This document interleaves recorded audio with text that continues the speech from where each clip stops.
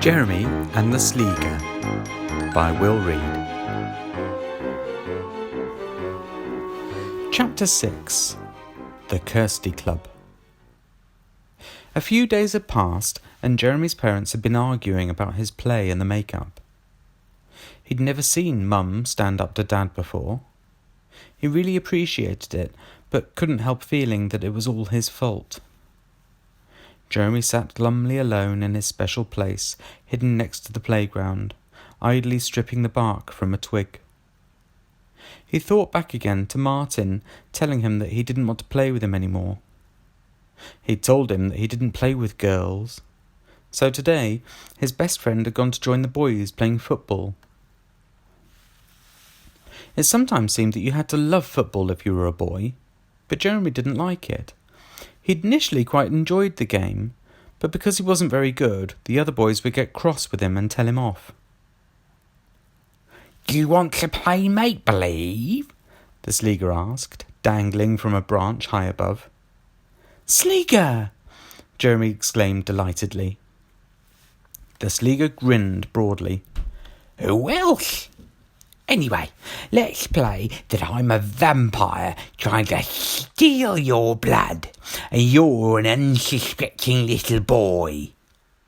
Its mouth split into a hungry grin before slipping off its perch and hitting the ground with a fierce splat.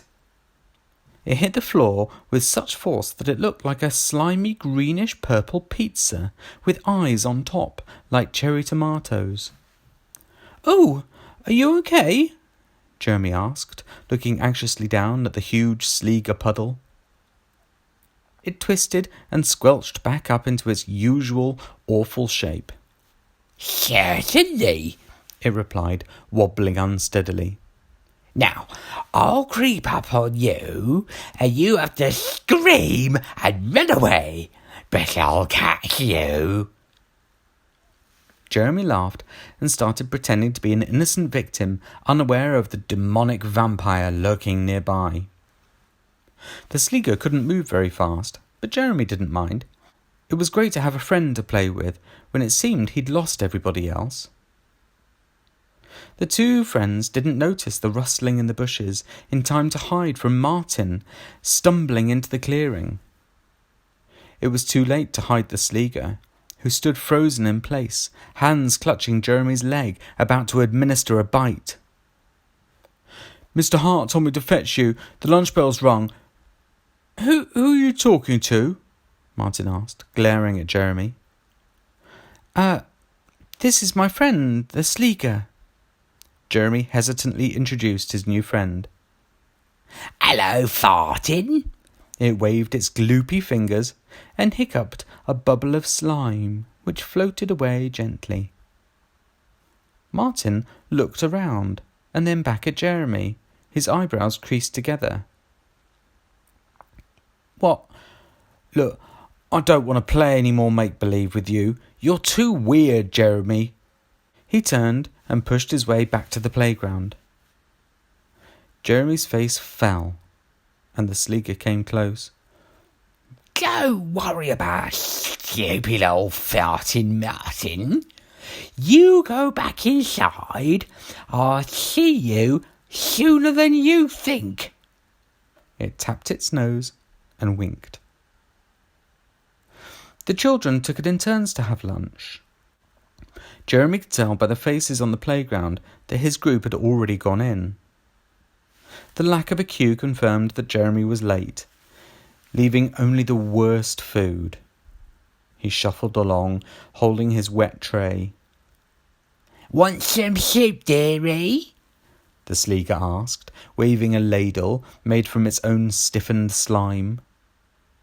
Jeremy glanced at the real dinner ladies, but they hadn't seemed to have noticed anything unusual. "It's delicious." It proudly tilted the ladle for Jeremy to see inside.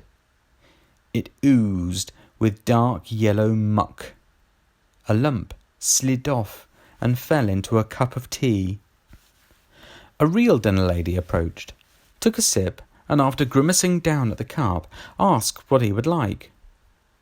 Whilst Jeremy took in the options, she abruptly sneezed over the last plate of fish and chips, speckling the food and plastic shield with droplets. Blowing her nose on her apron, she asked again impatiently, "Well?" "Oh, I like her," the Sleagur said admiringly. Turning a little pale, Jeremy decided on the other option, hidden inside a large silver pot like a mystery prize. The lady poured out a bowl of thick green slop and claimed it was cabbage soup. Jeremy wondered if he might be better off with the Sleagur's option, but his tummy rumbled and he took it anyway. He sat down at the end of a table of chatting children, who quickly left. The soup turned out to not only be revolting, but also cold. He grimaced at it, wondering if he could eat any more, despite his hunger. "OMG, it's Cinderella!" Jeremy recognised Kirsty's voice and immediately regretted his seating position. He glanced over his shoulder at her, noticing that she had a gang of girlfriends. They sniggered over their half-finished plates of chips, which made his tummy twinge in envy. Jeremy started eating his food. Between Kirsty and the soup, the cold gloop seemed more inviting. "Oh, come on, Jeremy. Don't you want to play?" she said in a baby voice.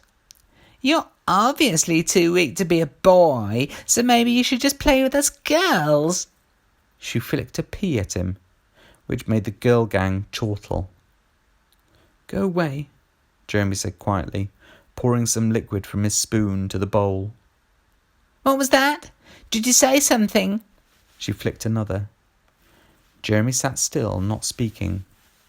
"Oh, poor little girl look hungry. Would you like another pea, Cinderella?" she said, launching one which bounced off his head. "Leave off, Kirsty!" It was Helena from the audition.